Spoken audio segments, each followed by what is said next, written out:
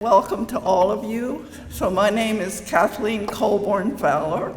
I'm the Mary and Elizabeth Blue Professor Emerita of Children and Families at the University of Michigan, and also co-director of the Family Assessment Clinic, which is a multidisciplinary team in Ann Arbor, Michigan.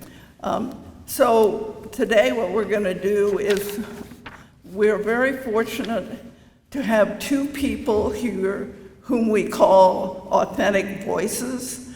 You'll hear from Jen, and then you'll hear from Ainsley, both a mother and a child victim of parental alienation. And my own experience, my professional experience working in this area for about 30 years is authentic voices really bring the message home to us as professionals.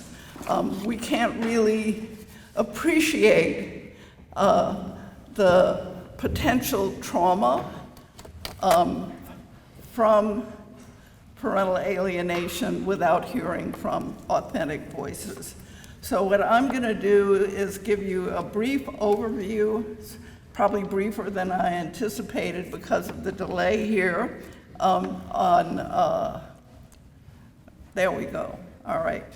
So I'm going to talk a little bit about the APSAC position paper on parental alienation. My colleague, David Corwin, is responsible for basically orchestrating the authentic voices for you. Our colleague, Madelyn Milchman, will be on video because she, like many of us, is concerned about COVID-19, and she has a grandchild who will be visiting her, and she didn't want to miss that. And then Jean Mercer will be talking about the research on parental alienation and specifically about the weaknesses of that research. This is just a little blurb that I'm going to skip over, that I have a PowerPoint slide, so it is an advertisement for APSAC. I am a past board member, having been on the board in the 1990s when I was only 12 years old, and again until 2019. So I'm going to just talk briefly, because I want to leave time for the authentic voices, how APSAC came to decide it needed a position paper. So this has been an issue for APSAC for quite a period of time, principally because often parental alienation is asserted when there are legitimate concerns about child abuse and neglect. It becomes a smoke screen to really obscure what may be really happening, both in terms of child maltreatment, but also sometimes in domestic violence cases that end up in the divorce domestic relations court. So Stacy, you saw this morning speaking at the plenary. So Stacy asked me to draft a statement, which I did with my colleagues, Dr. Corwin, Dr. Mercer, and Dr. Milchman. We then got feedback on it from various members of APSAC.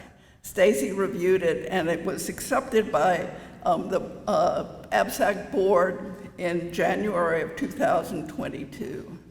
I think I've already said this while I was waiting for people. So the general contents of this position paper are some information about the background of parental alienation and how it has been used. There also is some descriptions of the various, so the parental alienation syndrome was invented by Richard Gardner in,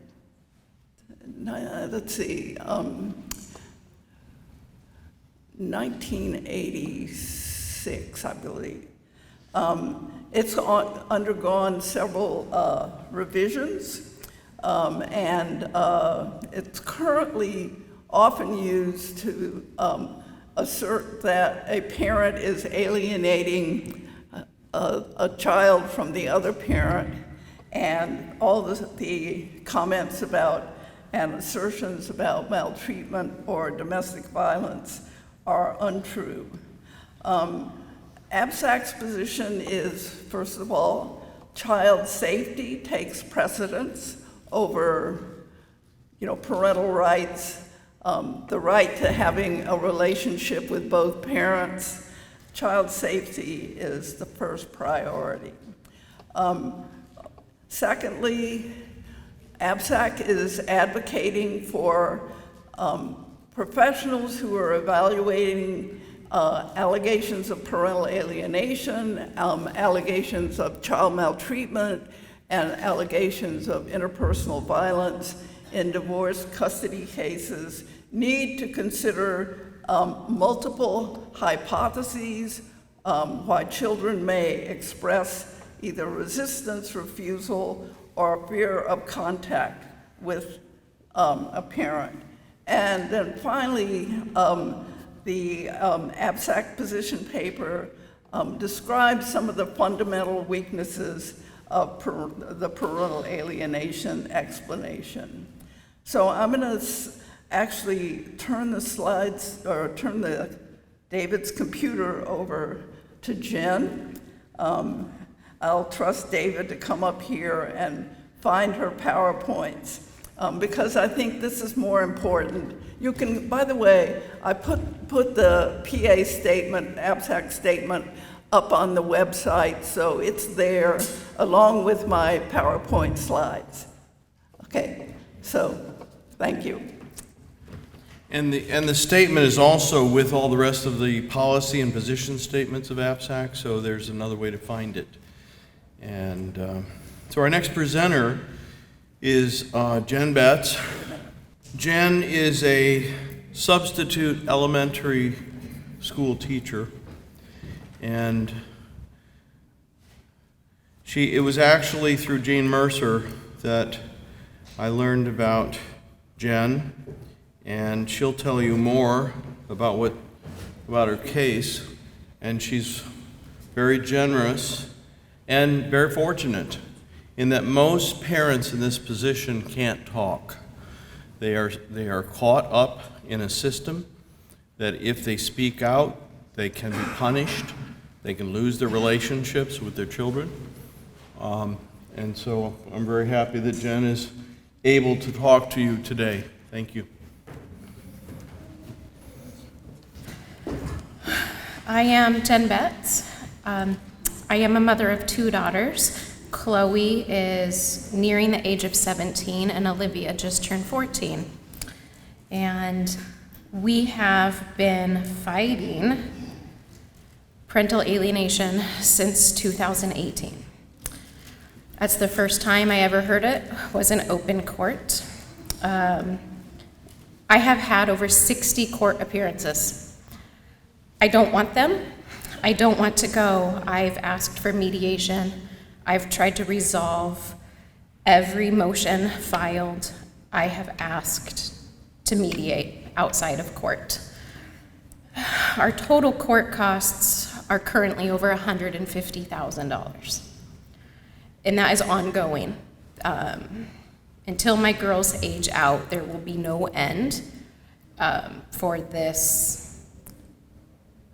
system, for this court abuse, is what it feels like. All of our reunification therapy costs are all out of pocket, and those have totaled over $30,000, court ordered. You don't have a choice. If you want to see your children, you will do the reunification therapy. The first time I heard and was accused of parental alienation was from an expert, Dr. Poppleton, who I never met. I never spent a single second with him. He never spent a single second with my children. But he accused me of parental alienation. He told the court that my children must immediately be removed from my care, and they continue to be removed until their relationship with their father is as good as it is with their mother. And I remember sitting there in court thinking, my children will never come home if this is the theory that we are going to implement. So from that moment on, I started my battle with no formal training, nobody in my corner. My own lawyer did not know what parental alienation was. So we started a court-ordered reunification therapy, and they ignored Chloe's diagnosis of Asperger's. They would not acknowledge that her diagnosis would have anything to do with her breakdown in relationship with father.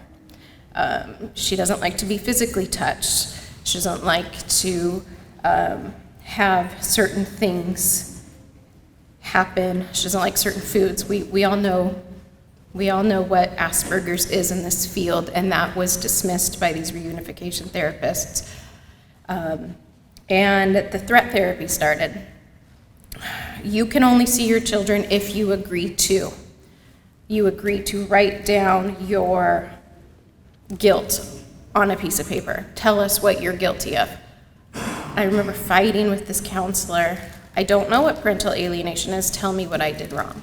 Well, you packed snacks in their backpack. So I'm sitting there with the therapist removed. My children were removed from me at this time. Completely. I only had supervised visits, 4 hours a week, because of snacks in a backpack. And that was considered parental alienation and abuse. And therefore, I should not have any access to my children. That was the one specific I was ever given in any session. That went on for 8 months. And in those 8 months, they threatened my daughters. They told my daughters they were brainwashed and they were liars, and they weren't going to see me again until they admitted that they were lying, and that I was coaching them to tell professionals in the courts and therapists that their dad did have concerning behaviors. Their dad was angry at times. And it's important to note my daughters did not refuse to go see their dad. We still shared joint custody 50-50. He just did not like that there was a breakdown in relationship, and he used PA as his agenda in court. And it's worked.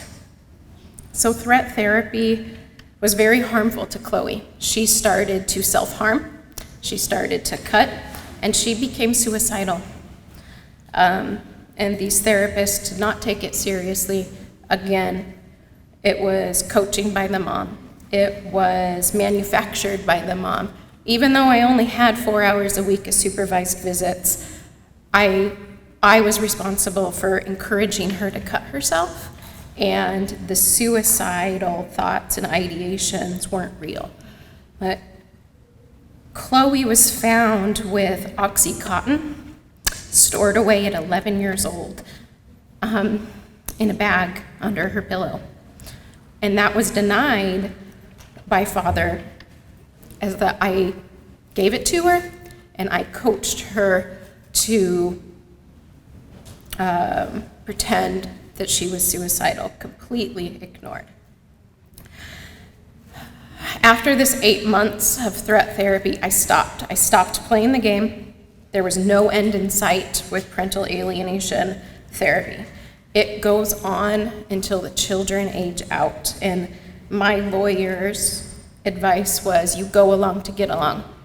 You put your head down and you don't rock the boat and you don't upset the judge.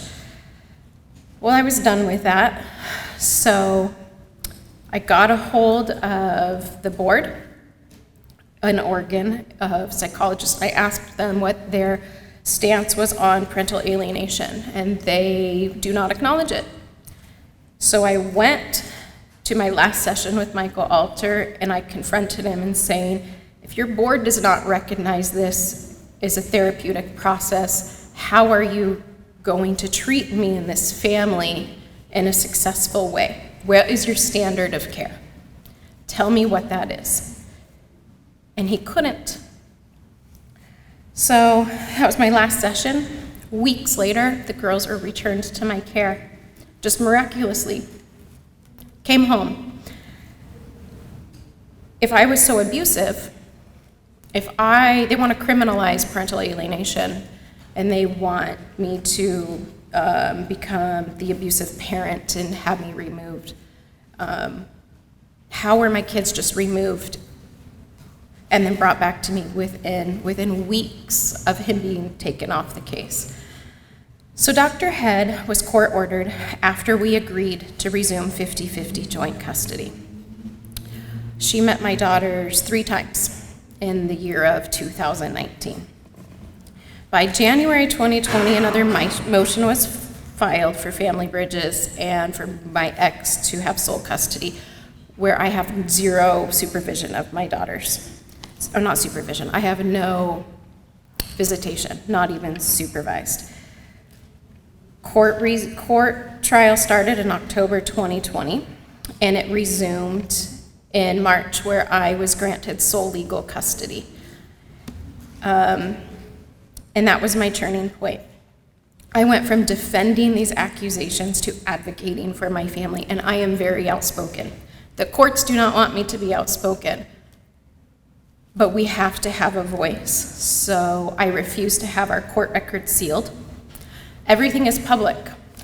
Everything is on public record in my case. You can look up the 50 or so motions that have been filed. You can look up our judgment. It's all their public record, so people can see the harm, the damage, the devastation this causes to families. So without the approval of my lawyer, because it's all about appearances in court and we don't want to make the judge mad, I reported Dr. Head to the Oregon board, and I submitted my complaint to her in 2020. And after her testimony in October, I added more to my complaint. And this March, the Oregon board made findings against her. And they fined her for unprofessional conduct and gross negligence in the practice of psychology and failure to follow ethical standards. And in her letter to the court, Dr. Head, and she testified that I should be removed from my children for a minimum of 6 months with the girls taken to Family Bridges. And the only reason she could give is because I called my girls at night and I packed snacks in their backpack. That's it. There was no other abuse labeled. There was no other accusations. Those were the only 2 specific things she could say that I was guilty of. The board cited her for referring to parental alienation as a diagnosis and representation, which is not established as scientific or professional knowledge within the discipline of psychology. It's not possible in the state of Oregon as a psychologist to diagnose individuals with parental alienation. And I remember we've had 7 therapists in this case, court-ordered. And I remember asking each parental alienation expert, tell me what the diagnosis is. And nobody could tell you specifically what parental alienation was, and nobody had a standard of care for me. If my behavior is so egregious, then you should tell me how to correct that behavior, but they could not. They could just tell me I was guilty of it, because a therapist never assessed my children. They never assessed me. They put the label on me through the courts, and once that label was on me, it can't come off. You are stuck with it. And you either comply to their threat therapy or you fight against it. And when you fight against it, you stand alone. Lawyers quit on you. Judges get very mad. I've had judges pull me into chambers and tell me to just stop it. Just stop talking. And I won't, because children are being harmed by this. If my daughters could only have 3 sessions with Dr. Head, how could she justify sending them to Family Bridges, a parental alienation workshop and take them away from me for a minimum of 6 months with 0 contact? How does a professional in the mental health field justify seeing a child 3 times without their mother? She didn't see Olivia with me. She didn't see any interaction. How does she justify 3 sessions and then say they need to be taken from their mom? We can't justify that in this field. We can't do that. So it was pretty hard. It was pretty touch and go. My lawyer was not confident we would win our case. And we were just hopeful that Family Bridges was not going to be a possibility. Chloe at this time was still suicidal, and her private therapist testified that Family Bridges would cause harm to her, unknown harm. We still in court asked, where's Family Bridges? Where are the girls going? And to this day, I still don't know. I know it's somewhere in California, but those locations are not disclosed to the parent. Yeah. It's when you ask what parental alienation is, no one can tell me. So how can you define and how can you say that who's guilty of it? Who's diagnosed with it? Let's put it in those terms. I've asked therapists, who are we diagnosing in the family with parental alienation? Are you diagnosing the accused, the accuser, or the children, or everybody? And they don't put in any type of thought to a child being on the spectrum, or having PTSD, or having anxiety, or any of the facts that I've brought to these therapists were rejected. And I was even told if I kept bringing in documentation and proof, then it would adversely affect custody with my children.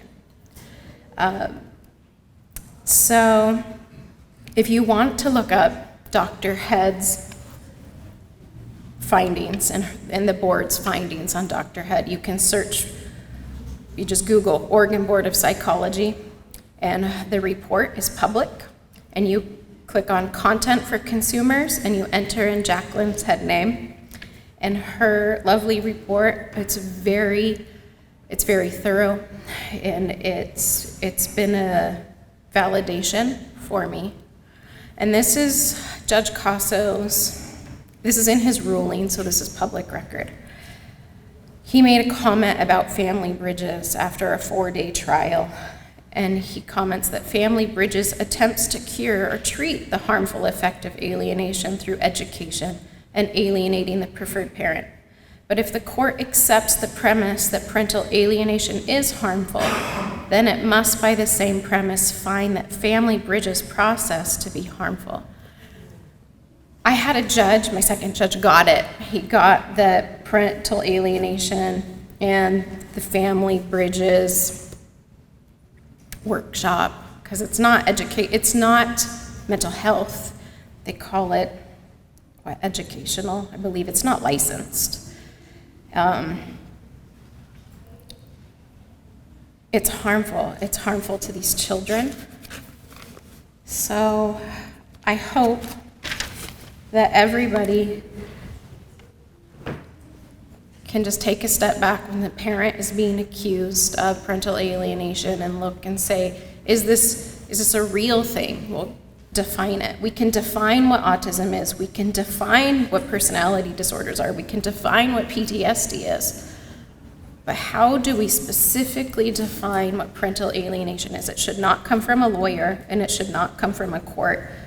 And the agenda that lawyers slap a label on a parent who's just trying to protect her children. I wasn't trying to remove my children from their father. It was just very concerning behaviors that were happening. He's been court-ordered multiple times for anger management. He's been arrested for threatening to harm his neighbors, and he's admitted to heavy drug use. But none of those concerns and facts, documented facts, was ever enough for these therapists involved in the parental alienation.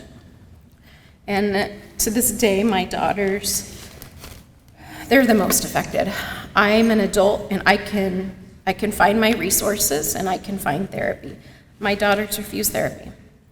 They won't go because to them, therapists are harmful and they put labels on you as brainwashed and a liar. There's one specific therapist, Michael Alter, who when he was court appointed would tell my daughter repeatedly, "You're brainwashed and you're a liar. Your mother's conditioned you to be a liar." So she started recording her private sessions with him. Yes, it's on the recordings multiple times. "I don't believe you, Chloe, because you're brainwashed by your mom and you're a liar." Repeatedly to a little 12-year-old child. "I don't believe you, you are a liar." She takes those recordings and she shares them. No, those recordings are ignored. That's proof of alienation. That is proof right there, Your Honor, that this mother and daughter are guilty of alienation. No, we need to look at these professionals who are willing to lie about children to push their agenda. And that agenda causes so much harm. And this agenda is for profit. If you can't bill insurance for this type of therapy, and there's no medical code, how are the professionals allowing this to happen in their field when it's not recognized? And I thank Dr. Mercer because she is the only one I was able to find on my own to come and be my knight. And she helped my children. So I just thank you. And I thank you for the opportunity to be here. And we're still fighting. I'm going to court in a few weeks. Still have motions. But I'll still fight, and I will answer any questions anybody has. I'm making a Dropbox, so if you would like to email me, everything I've talked about is public record, and I'm happy to share my story far and wide.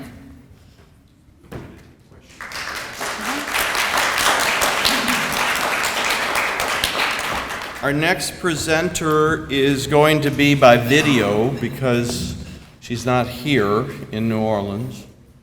And Dr. Madelyn Milchman is a psychologist who has done custody evaluations for decades in New Jersey and has really looked closely at these kinds of alleged parental alienation cases and has developed a very systematic way to go through their evaluation. So she made this video PowerPoint for you, and then we'll call her later during discussion to enable you to ask questions of her. Hello, everybody. My name is Madelyn Milchman. I'm a psychologist in New Jersey. I've been in practice since 1986. My specialty is trauma, particularly childhood trauma, and my practice has focused on treating traumatized children and on forensic evaluations. At this point, my practice is almost exclusively on forensic work. I have a particular specialization in parental alienation cases in custody disputes. And as you know, parental alienation is often used to rebut child abuse allegations, and that is what I'm going to be talking to you about today.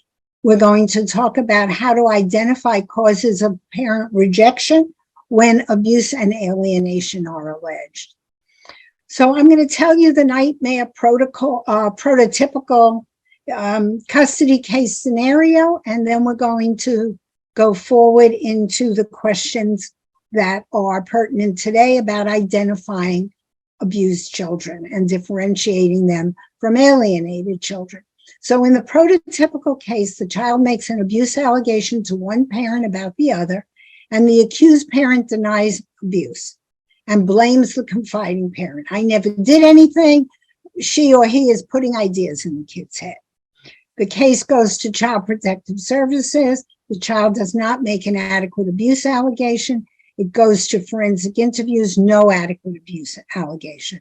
The family court and sometimes the investigators and the protective service workers as well equate the absence of evidence with evidence of absence.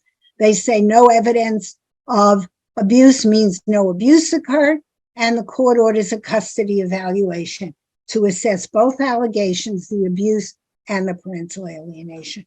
So the question becomes, how can an evaluator help? The first thing to know is that parental alienation is defined as unjustified parent rejection. I never did anything. She or he put ideas in the kid's head. If there are justified causes, then on logical grounds alone, it's not parental alienation. When you're doing an evaluation, therefore, the justifiable causes has to be eliminated first.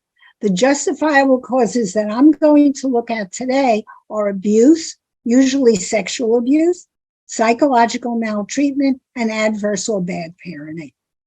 The first step is to rule out abuse. That's usually done because there's no substantiation from CPS or judges reject it. Those are not good criteria on which to reject the abuse allegations because they are often based on biases about abuse allegations being false in a custody case. So what the evaluator needs to do is to collect evidence that is specific to each type of abuse. It's a good idea to use the schema to organize knowledge about assessing the different types of abuse. So I'm going to introduce you to the multidimensional assessment of causes of parent rejection in child custody cases because it provides specific assessment factors for each cause. It organizes them sequentially. It assesses rational causes before assessing alienation. This is what that assessment looks like. And you will see step one is to assess child sexual abuse. The reason that's the first step is because it's the most common type of abuse that is dismissed with allegations of alienation. The second step is to assess psychological maltreatment. The reason that's second is because psychological maltreatment accompanies every other type of abuse, and it can also stand on its own. The third step is to assess adverse or bad parenting, which is parenting that is insensitive, unattuned, not centered on the child, but doesn't rise to the level of abuse. If those three rational causes can be ruled out, then it is appropriate to assess parental alienation. I'm going to go quickly through the highlights that are itemized in the multidimensional assessment schema, and that is a summary of the different specific evidence that an evaluator needs to collect. So children's abuse statements. This is based on sexual abuse research. It applies to all abuse statements, are most reliable when they're informative. They identify specific events. They have unique characteristics of the act or the person. They have sensory details. They're made spontaneously. And whatever variation in details there are not self-contradictory. But you cannot take that as a Bible because limited verbal ability or intelligence, cognitive development, limited memory, linguistic capacity all have to do with the child's ability to give a good statement. The statement might also be weak and lacking in details due to post-traumatic avoidance and due to reluctance to disclose abuse by a parent. The highlights for identifying psychological maltreatment have to do with the quality of the parent-child relationship. Psychological maltreatment is not ruled out by adequate caretaking skills. It's a specific type of abuse with specific factors that you have to collect evidence for, and they're itemized in the schema. Bad parenting are parenting practices that harm the child but don't rise to the level of abuse, which, as we said before, was unattuned, unresponsive, unaware, and dangerous if resistant to change. Now we're going to look at the highlights for assessing parental alienation, because there is a lot of confusion in practice about the way in which that should be done. The first level of confusion is that there is an assumption that parental alienation is directly observable. That is not true. Parental alienation is not a behavior. It's an inference from observable behavior. The big problem is that the cause of the observable behavior is ambiguous, and it could be abuse just as logically as it could be alienation. Alienation assessments involve evidence related to the parent's behavior and to the child's, but there has been more and more of a focus among alienation writers on the child, because that change away from a relationship to an individual occurred in order to make the parental alienation a diagnosable entity for the DSM system, where mental disorders are located within an individual. So we're going to go forward and talk about the alienated behaviors that a child is supposed to evidence. The first is that the allegation is false. And the abuse interpretation is, how do you know? If the quality of the child's statement and disclosure process is consistent with abuse, you can't conclude that it's false just because the accused person says so.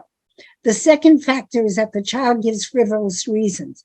I don't want to visit with daddy because I don't like the cheese he uses. I don't want to visit with mommy because her cat makes my eyes itch. Frivolous reasons violate adult logic and they appear disproportionate, but that's a very weak criteria, because illogical reasons could be defensive and they could be adaptations to threat. The third factor is campaigning, which means the child tells a lot of people the abuse allegation. Here, what the evaluator needs to look at is whether the child is making indiscriminate negative statements, or are they specific to abuse? Who is the child telling? Are these people who the child might reasonably think could be helpers? And is that why they're telling? Because they're searching for help? When do they tell and why? The fourth factor is a lack of ambivalence. That means that the child can't think of anything good to say about the accused parent, but the child may be so angry at being abused, and now that they're separated from the parents because they're from the abuser because they're in the process of divorce, they don't have to talk themselves out of their anger, and so they are allowing themselves to only voice angry thoughts. They may be children who use black and white thinking in general. They may be at the stage of moral development where there is no gray. This may be a defensive avoidance of loss, or the relationship before the divorce may have been of such poor quality that there's very little ambivalence. The fifth is parroting, which means imitating. The child is assumed to be imitating what the parent has told them. It's just as possible the parent is repeating what the child said. The sixth is automatic alliance. And here you have to look into, what is the child allying for? Is it really irrational, or is it safety? Are they trying to enhance credibility of the protective parent because they have overheard or they sense for some reason that the protective parent is not being believed? Are they trying to curry favor with the good parent because they are afraid that since the family broke up for divorce, they will be left? Do they have any negative thoughts about the favored parent? All of that needs to be looked at. The seventh is borrowed scenarios, which means they're repeating similar or the same kinds of events. So the favored parent says, he's always been cheap, he never paid the mortgage. The child says, he's always been cheap. But on probing, what you find is that the child went to the bookstore in school and couldn't order her books because the accounts hadn't been paid. So the borrowed scenarios may come from similar experiences and not from repetition. And finally, the eighth factor is that the presumed alienated child spreads animosity to the extended family on the side of the accused side. Here, it is very important to find out whether the extended family is taking sides. Are they blaming the child? How can you say that about your mother? You know how much your mother loves you. Are they pressuring the child to recant? Are they saying if you don't stop, you're not going to have any money? Your mommy is going to go to jail, or your daddy is going to go to jail. So in conclusion, to maximize identification of true abuse cases and to resist a superficial evaluation of the alienation, which ends up with putting an abused child at risk of further abuse, rely on your own evidence, not on the evidence presumably collected by protective service, forensic investigators, guardians ad litem, or even other evaluators, and assess each possible plausible cause with evidence that is specific to that cause. Recognize that there are obstacles to getting adequate disclosures of abuse by a parent, especially young children. Most children will not reveal abuse by a parent when they are forensically or interviewed by other official authorities. And that is particularly true for young children. Be alert to bias in previous decisions and opinions. And when that is there, put it in your report and say why the bias is there. Finally, even if you cannot collect enough evidence to make a compelling legal argument, report suspicions of abuse that remain for the court to consider and recommend protecting the child when suspicions of abuse remain. If you would like more information about this multidimensional assessment approach to systematizing your evidence collection, the easiest way for you to find it is in the book Challenging Parental Alienation, edited by Jean Mercer and Margaret Drew. And there will be other references that will be available for you to read about this on the APSAC website. Thank you very much. We will call Madelyn during the discussion period for questions, so you'll have an opportunity to talk to her. Ansley is 23 years old, recent graduate from college. When she was 16, she was sent to a parental unification camp in Montana. And so she's going to talk about her experiences and her feelings about it, and I'll leave her story to her. This is her father.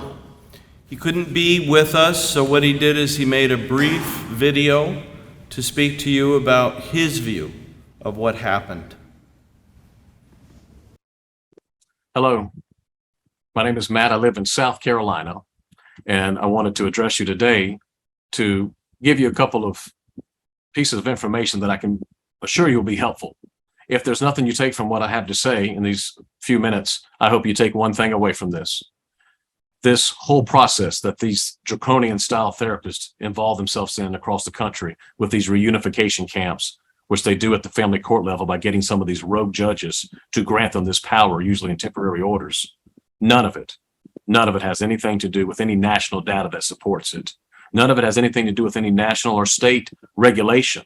And that's why they have to get these rogue judges to grant them this power. But the most important thing I'd like to share with you today to let you know is that it has nothing to do with what's in the best interest of the child or children. That's the theme they use because it sounds great in court. In the best interest of the child, in the best interest of children. It's not. It's only about one thing, unfortunately. It's about money. That's all this is about. They'll use all kind of fancy terminology. They'll make it sound like they just know so much. They have so much information and data, but they don't. The further that you actually evaluate their data, again, like I said, you realize it has no basis or foundation of any normalcy, of any common sense in order to be healthy for the child or the children that are being put through this. It is all about money. That is the most important message I can give you today, because if you know that, then you'll be able to know that some of the things that seem so absurd, it's just that, it is absurd. In fact, in some cases, it's insanity. They want to try and take a parent that might be having a great relationship with their child or children, and they want to be able to make that parent almost punished. They want to punish that parent as if that parent did something wrong. And then they want to take the other parent who the child or children might have real reasons to have animosity towards, and they want to make the children feel guilty for having that animosity towards those parents and just automatically assume if they feel that way, it's got to be because it came at the hands of the other parent. God forbid it might have come from that parent itself. That's the most important things I want you to know. They have a lot of tricks of the trade. They try not to usually get a guardian involved because a guardian, as we all know, is supposed to be the eyes and ears and the voice of the child or children. They want to usually a lot of times, and as I've seen firsthand, keep a guardian away until they're able to get them off to these reunification camps, which, by the way, run tens of thousands of dollars. Again, a lot of money that are being made by these therapists, and yet no national data to support its success. I know for a fact, and for instance, here in South Carolina, they have many cases that it wasn't successful at all.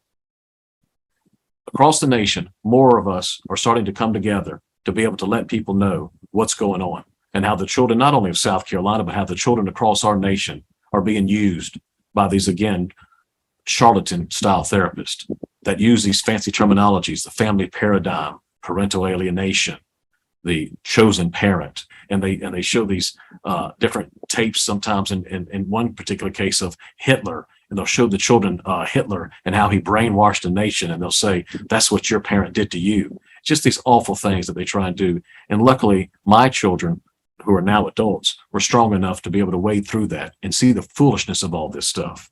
Unfortunately, again, if anything, they don't have a healthy relationship with their mom, which is sad. Because again, that's supposed to be what they were trying to so-called achieve. And if you look across the nation again at these cases, you will find out that that's happened more than not, where a lot of times these kids have even a worse relationship now once they're finally free from this handcuffing. And what I mean by handcuffing is with what they do with these kids. They use a form called threat therapy. They'll threaten the kids. If you don't do what we say, you could go to foster care. You could go to juvenile detention. If you try and contact the other parent, that parent can go to jail. If that parent tries to contact you, they'll go to jail. So it's threat therapy, and none of that's ever healthy.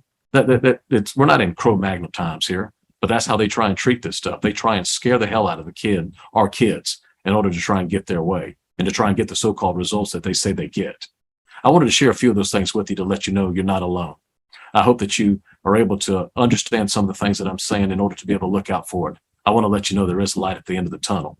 If worst case scenario, at least whenever the kids time out, as they say, and become young adults, they'll be able to look back on all this, as my kids have, and understand the absurdity of it all. I wish you the best in your endeavors, and I hope that you stay strong, like my kids have done, and like we all are doing, to be able to hold these people accountable in any which way or form that you can, whether it's through civil action or through just standing tall and doing these kinds of seminars. Thank you again for your time today, and I certainly appreciate it and wish you well. All right, so I want to thank you all for having me here today to tell my story. I'm going to try and condense about a 10-year story into about 10 minutes. This story is surrounding the two words parental alienation. My father presented most of the legal ins and outs of this issue, but I'm going to get a little more personal and tell you about the pain that I endured and that I still suffer from some of the anxiety to this day.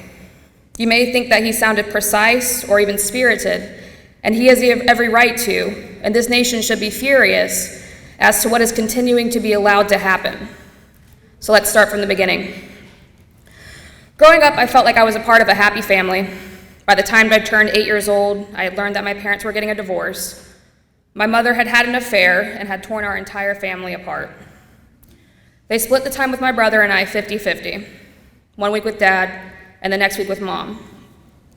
At first, it seemed to be going okay, and then both my brother and I grew a discomfort when we were on our mother's time. I'm sure you all can understand that as a child, you want to focus on having fun. You should not have to worry about adult things. Well, in my case, my mother kept putting all of her drama upon my brother and I. Every week that we were with our mother, it was awful. She would constantly try to tell us things about our father, things such as, he is a bad man and one day you'll understand. This continued for years. My brother and I were struggling to keep it together when we were with our mother, and we needed her to be present in our lives. But instead, she decided to get remarried to a man that made us uncomfortable. On top of everything that she was already putting us through, she would abuse us as well. If we were not acting the way that she wanted us to, she would do things such as grab our arms so hard and dig her nails into us where she would make us bleed. This lasted for years. We would tell our counselor about the horrors we were facing while we were with our mother, but the counselor would brush it off and would tell my brother and I the things that we needed to do to better our relationship with our mother. As I said in the beginning, we were children, probably around 8, 6, 10 years old. We were supposed to be focusing on having fun, and still to this day, I do not understand how a counselor would consistently make children try to act as adults to rectify a relationship with an actual adult. When it became Dad's week with us, he would focus on having fun. My brother and I would try and decompress, and he would provide those fun times for us, and he would provide security because he knew what both stress and pain we were enduring under our mother's time. Now here's where it gets a little more twisted. My mother started accusing my father of turning us against her. She would claim that the reasons we were uncomfortable staying with her had to do with him. This being where that term parental alienation comes into play. She stood by that term because it was the only excuse that she could come up with so that she did not have to look into the mirror at her own faults. Fast forwarding into my high school years, my brother and I finally started to feel some relief because we did not have to stay with our mother anymore. We were happy and finally felt that we were returning to some normalcy. I was starting my junior year of high school, and my brother was starting his freshman year. About a week into that school year, our lives changed within a blink of an eye. Let me preface this to you by saying that we were good kids. We never got into trouble. We always obeyed adults. We followed the rules. So it came to my surprise whenever I was in my last period of class that the phone rang and my teacher told me to go to the guidance office. From the moment I heard that telephone ring, I knew something was wrong. Upon arriving to the guidance office, I learned that there was a court order that had been faxed over that my mother would be picking my brother and I up from school. I was in disbelief. I finally was starting to feel happy again, and now the person who caused me all of this pain was going to be picking me up from school. I remember that day very well. I remember all of the eyes on me as I walked through the school, crying, and all of my friends behind me wondering what was going on. I felt like a criminal, and my mother acted as if she had no idea what was going on, and she drove us down to the courthouse. Once we arrived, I saw my dad and his family. We just cried and held each other because we knew something was going on. I remember telling my mother that day that if she did not stop this, her and I will never have the relationship that we are supposed to have. We were brought into the courtroom where we were told that we were going to be taken away from our father and his family and friends for a minimum of 90 days.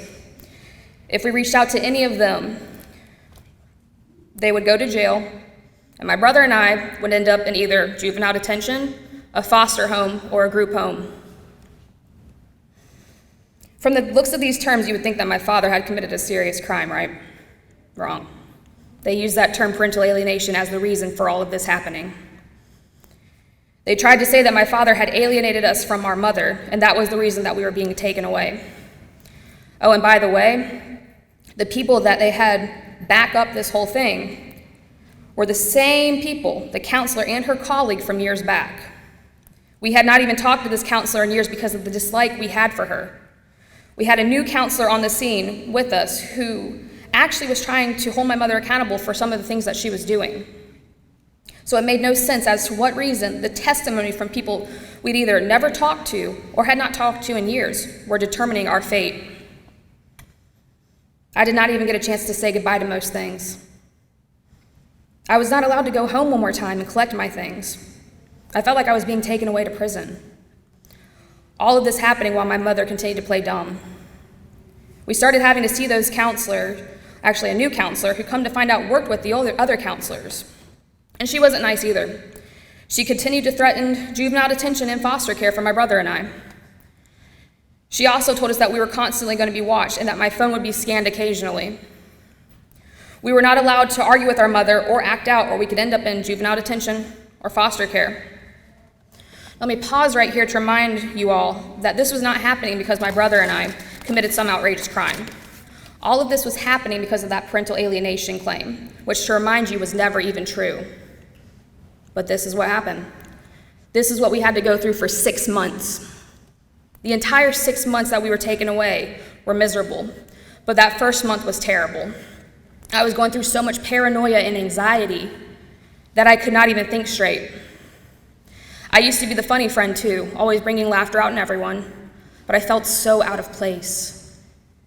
I would sit at the lunch table with all of my friends and there would only be silence. Everyone ached for me. My friends even started a hashtag that was Team Lee. Then I would go back to my mother's house and just hide in my room. How could someone live with not being able to speak on how they are really feeling? How is someone supposed to go day by day living a lie?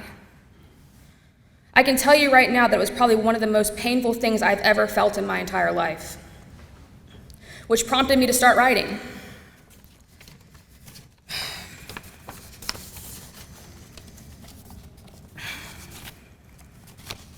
I kept a journal hidden from all of them, and almost every day I would write down how I was really feeling.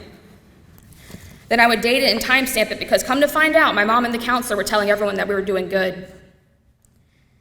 More lies, of course. My journal was the only place where I could speak freely. I would then hide it with my friend or a teacher at school.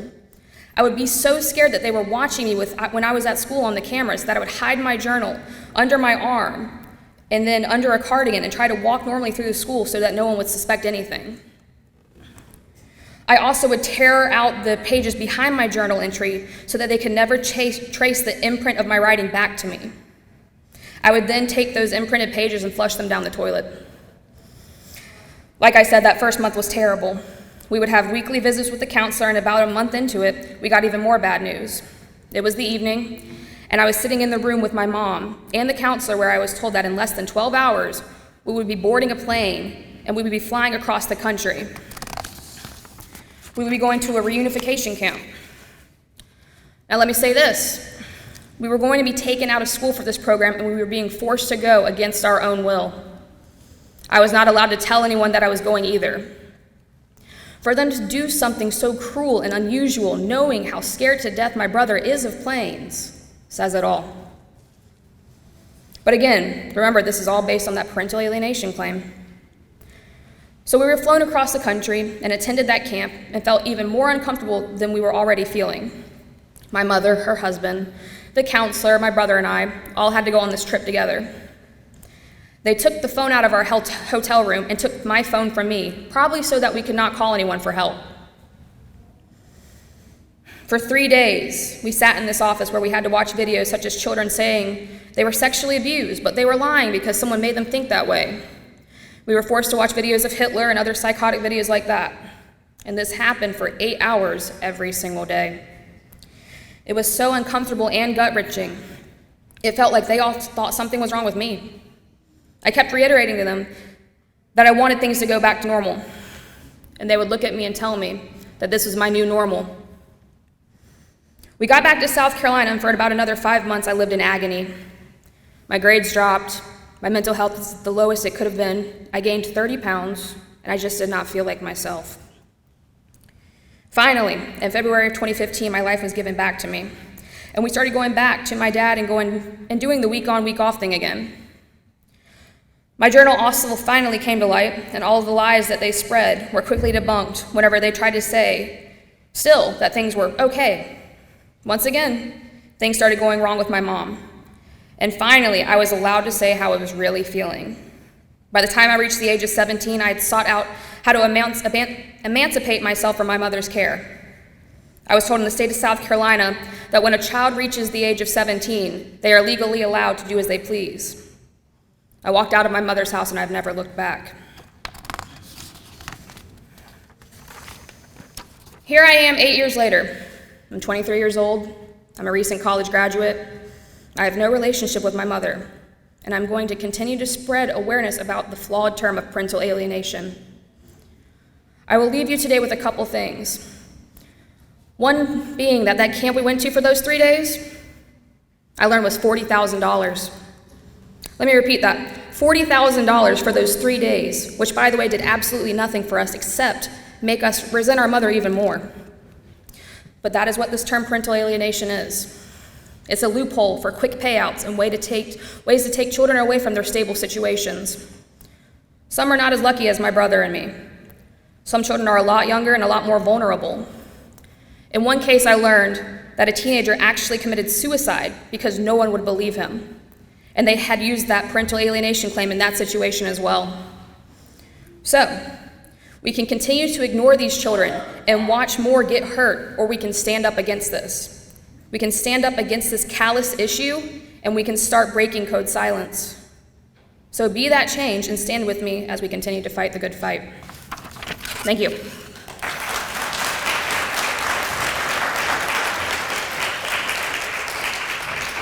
All right. Thank you so much for sharing your experiences in that program, all justified by an idea that was rejected by the DSM-5 committee, rejected by ICD-9 or ICD-11, and is highly controversial and disputed. I forgot to introduce our next speaker. I'm sorry. I thought you were going to get to talk. This is Dr. Mercer, Jean Mercer, who is a professor emerita of Stockton University in New Jersey. Probably the best way to describe Jean is she's an academic. She's a debunker. She looks at the research and looks at the kinds of treatments that have been proposed as fads and their dangerousness. She was instrumental in the movement it took to shut down holding therapy that killed around 10 children in the United States. It took a few years to stop that. And so she has become interested, and she's the editor, one of the editors of this new book about parental alienation, but she's a true scientist in the psychological science. And she knows what it takes to prove something and to test it and to replicate it. So she's here to tell us what's really known about parental alienation. And she knows firsthand from many cases that she's consulted on, and she does not charge for her time. She's retired and fortunate to not need to charge for her time. Thank you. Thank you. Well, actually, I occasionally do charge. When I know somebody's got a whole lot of money, they can pay for it.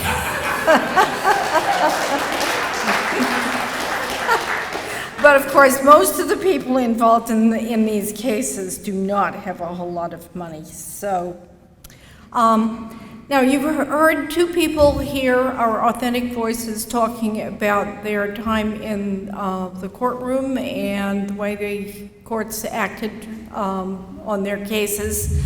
And if you were present in the courtroom, you would probably hear someone claiming that there was scientific evidence for the idea of parental alienation, and that there was scientific evidence that the treatments, the ones Ansley referred to as reunification camps, that these were shown scientifically to be both safe and effective. Wait a minute, I must be pushing the wrong thing here. Oh, I am pushing the wrong thing. Okay, sorry.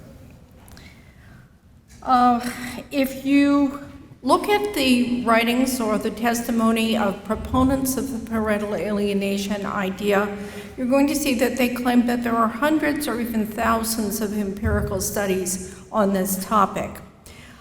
In fact, if you count carefully, you'll find that there's no more than a dozen empirical studies that actually look at evidence from children who were involved in these cases.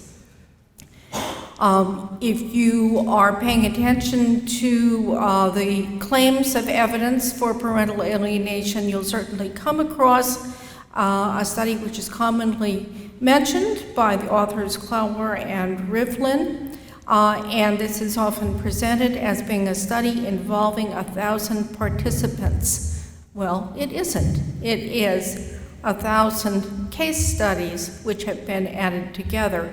And not that case studies are a bad way to start, but case studies give us no standard of comparison whatsoever.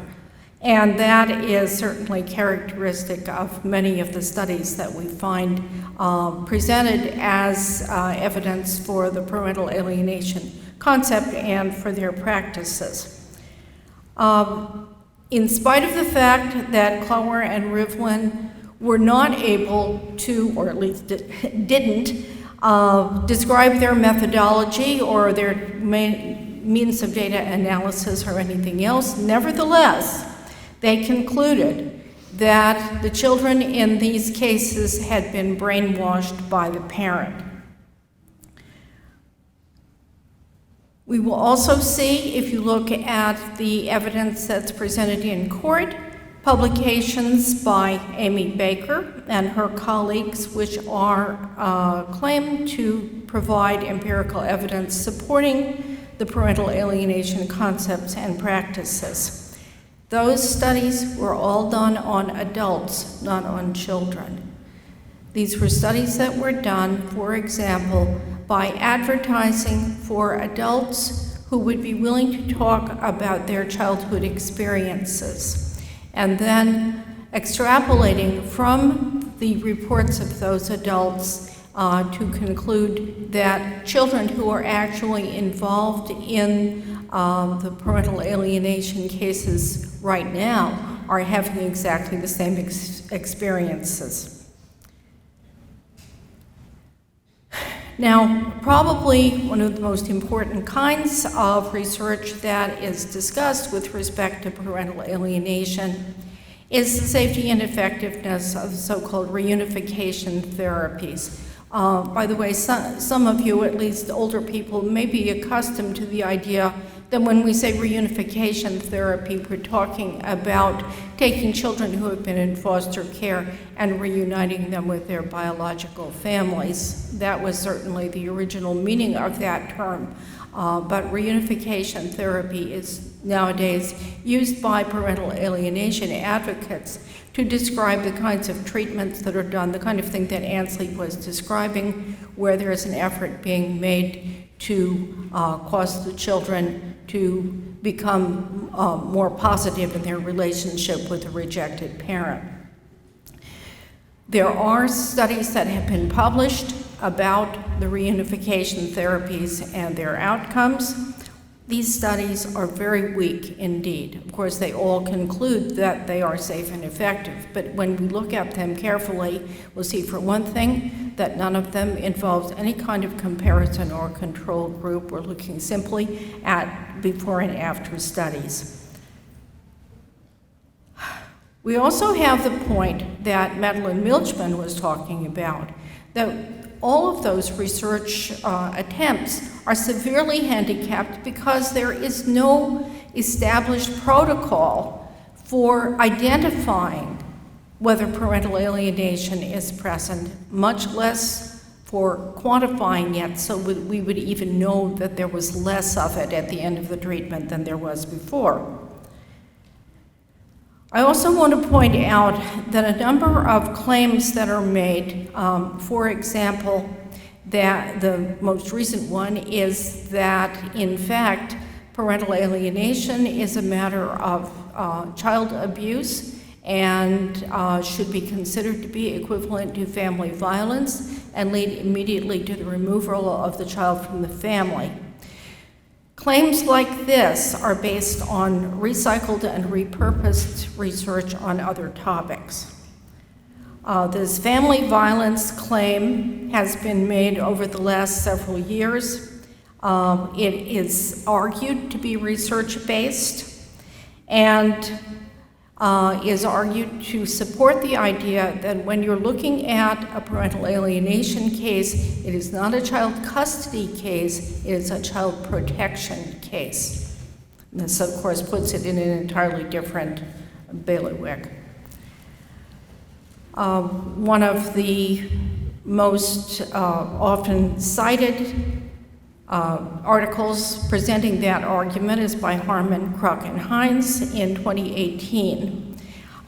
So we have to ask, is there any research, even what they have recycled and repurposed, that actually supports this argument? These authors and a number of others are depending entirely on the ACEs literature to draw this conclusion. Now, first of all, let's just talk briefly about the very important research on adverse childhood experiences. The important thing to remember about it is that we are talking here about correlational studies. No one has been ever claimed that you would know that a particular adverse childhood experience or even a group of them were the causes of poor mental health or physical health outcomes. And in fact, what has been looked at in studies of ACEs is simply looking at the number of ACEs experienced by children and the correlation of that number with numbers of poor physical and mental health outcomes in adulthood. Of course, divorce is one of the adverse childhood experiences as they were originally defined, but parental alienation was never mentioned in any of the ACEs research. Again, no single ACE is thought to be followed by a specific predictable outcome. ACEs have not been shown to cause poor outcomes, but simply to be correlated with them. And the argument that parental alienation can cause a serious bad outcome, including death, which in fact has been stated in a number of journal articles, this is a specious argument. Another claim that has been made by parental alienation advocates is that children who have been physically abused, and we're talking about children in general, not just the PA cases, that they consistently want to return to their parents. Now, what does that have to do with parental alienation? The claim here is that if the rejected parent had actually abused the child would then want to return to that parent. And that if they do not want to return to that parent, that's an indication that the other parent has manipulated the rejection.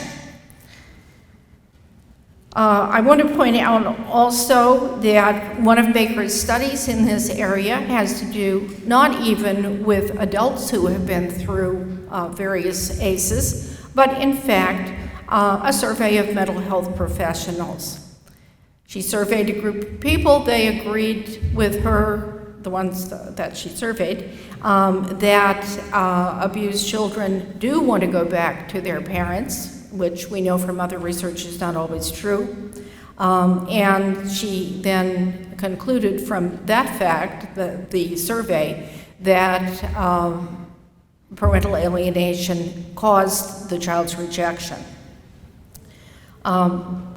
I'm not going to go into this very far, but if anybody ever wants to talk about it, Baker also cites as evidence for parental alienation the Harlow monkey experiments from the 50s and a couple of associated studies. Now, as a matter of fact, and Dave, you're going to have to pull me off the stage. I have to talk about this. As some of you will know, the original Harlow paper involved baby rhesus monkeys who were reared with artificial mothers. That is, they had sort of a dummy of a mother which had a milk bottle on it and so on. The PA proponents have used these studies to argue that if a child wants to stay with one parent and to avoid the other parent, it is likely that the preferred parent has psychologically abused the child. This kind of thinking, I understand, is known in legal circles as the analytical gap. There is a disconnect between the facts being offered and the conclusion. There are some claims by PA proponents that have no research basis at all. For example, calling a parent by their first name is a sign of PA. Asking for a schedule change is PA. And especially that, this is a great one, right? Conventional psychotherapy exacerbates the child's negative attitudes. This is an idea which you find in many, what shall we say, fringe therapies. that you mustn't take the child for any conventional treatment because it will only make matters worse. So in conclusion, the research that is said to support the concept of PA, to support the ways of identifying PA, and the reunification therapies used for PA is at best weak in its design and implementation. At worst, it's based on irrelevant research or no research at all. And that's it. There has been no good research on this topic. Thank you.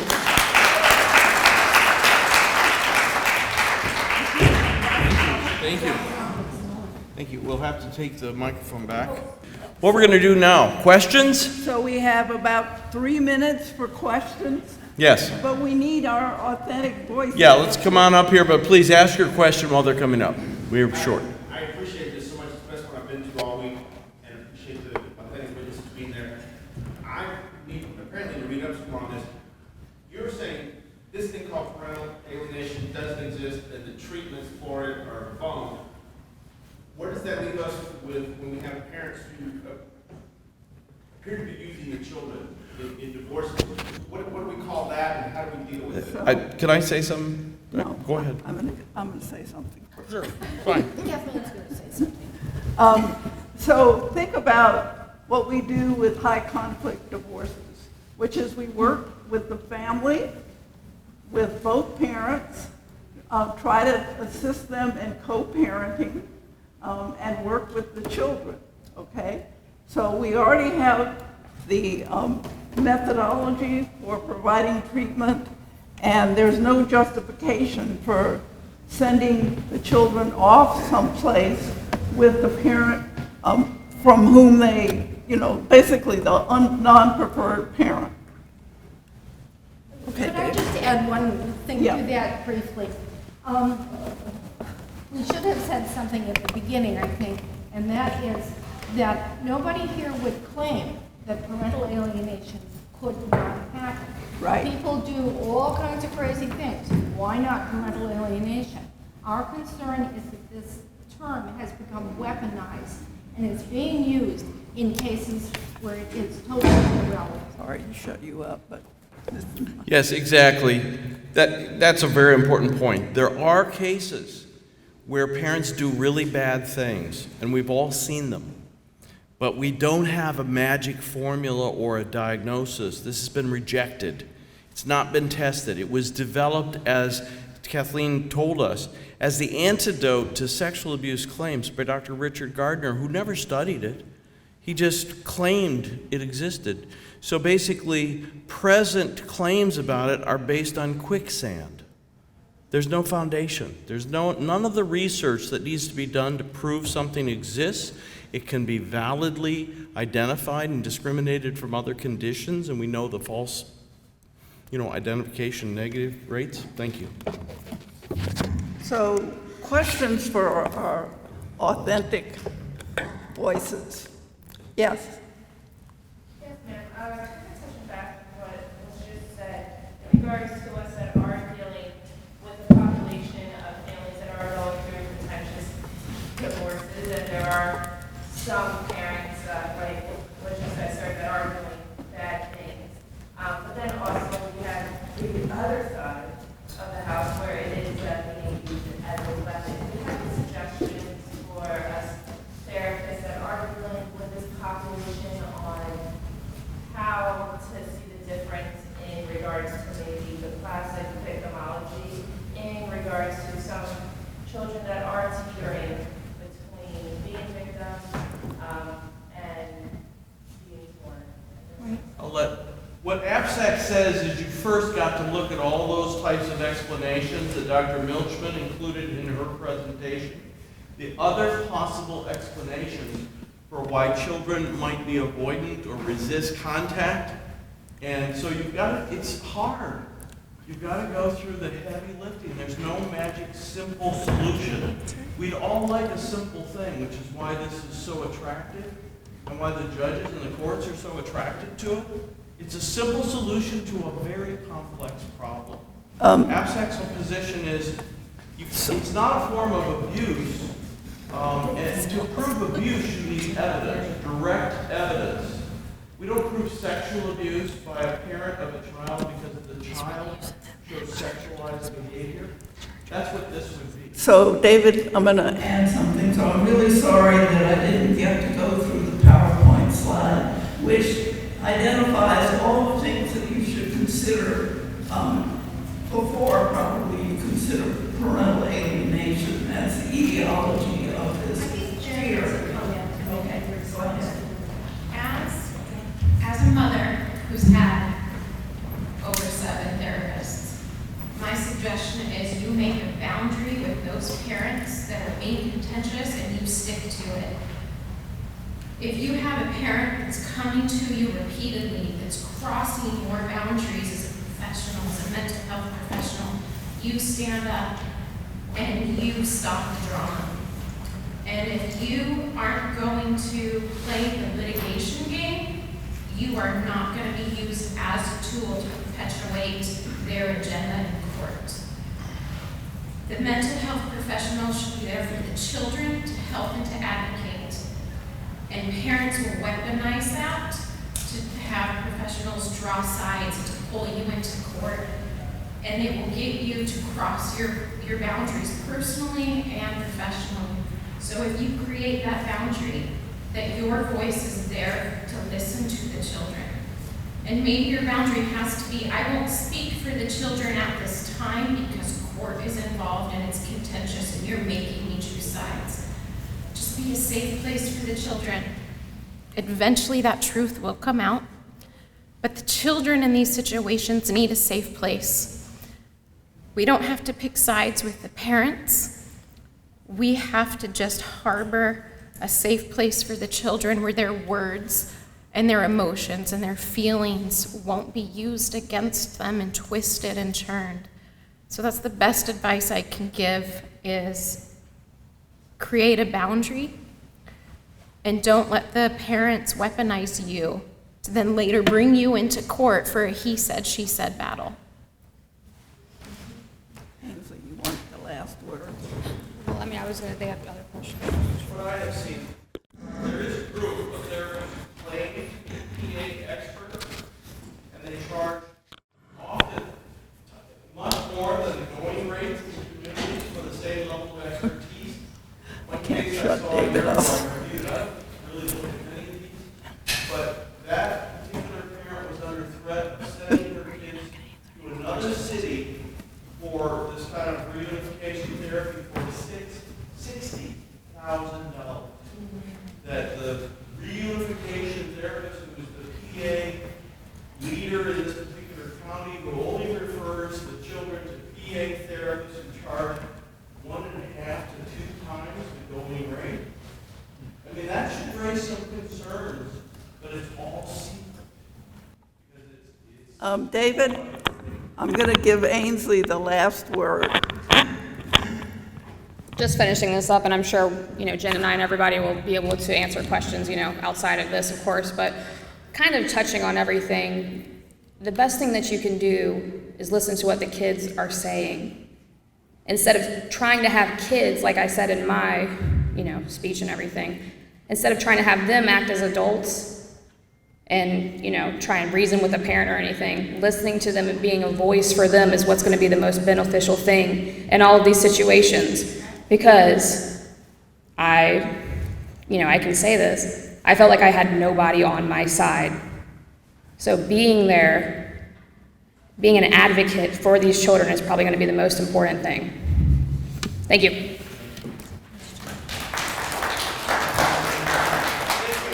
I want to thank the entire panel. You can come up and ask a question after, so that